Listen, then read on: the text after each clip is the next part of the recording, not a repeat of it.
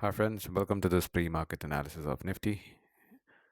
This is Nifty on a daily time frame, and as you can see, Nifty has been giving super bullish movements from the last 1, 2, 3, 4 days, and these gaps have not been filled. So what you see here are fair value gaps and important levels of buyers and sellers, supports and resistances that we had drawn yesterday. As usual, let's get rid of these and start afresh. So what we do here is we try to analyze Nifty for structurally from the monthly time frame all the way down to the or the hourly time frame. So we do the monthly, weekly, daily, 4 hour, and the 1 hour time frames, and we look for market structure, fair value gaps, buyers and sellers levels, important levels of buyers and sellers, supports and resistances, etc., etc. So this is Nifty on a monthly time frame, and the bias here is not sure. Why have I put this not sure here? Because for a bullish bias there has to be higher lows created, and for a bearish bias there has to be lower highs created. None of it exists right here, so the uh, the bias is not sure, but we have a couple of important levels. This is the level where buyers are, and this is where the sell side liquidity is all focused on. Nothing complicated, not rocket science, just these swing lows. That's it. Going over to the weekly time frame. On a weekly time frame too, it is not sure. Well, it had been bearish for a long time, but you see, this was a swing high, another swing high, and this was the last swing high. Ideally, in an ideal bearish scenario, this should have been protected, but this was breached. And that's the reason we have a not sure bias here.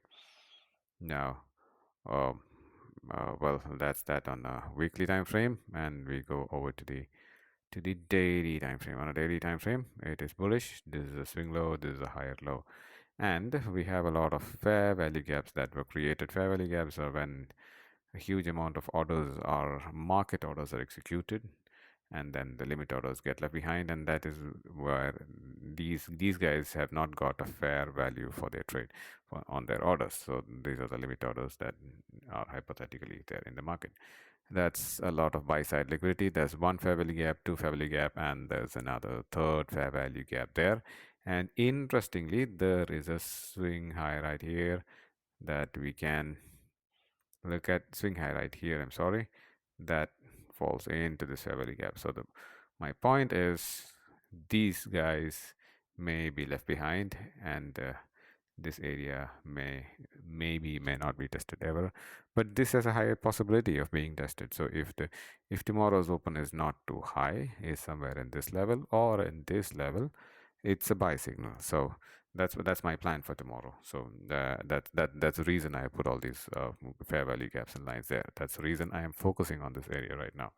And if that's the case, then what's a target? A good target would be this high would be a good target. So let me just put a line there to a line array to be precise. That's the good target for Nifty if I take a long trade on Nifty. And but in between we have this important level here, 24,337. That's a monthly level, so it can go all the way and get up there and get sold off. So that could be the expectation for tomorrow, unless something drastic happens and Nifty decides to come down to take these the buy side liquidity in these fair value gaps. It should stay within here. That's it for today. Once again, I'm not a certified analyst. I do this only for educational purpose. Thank you.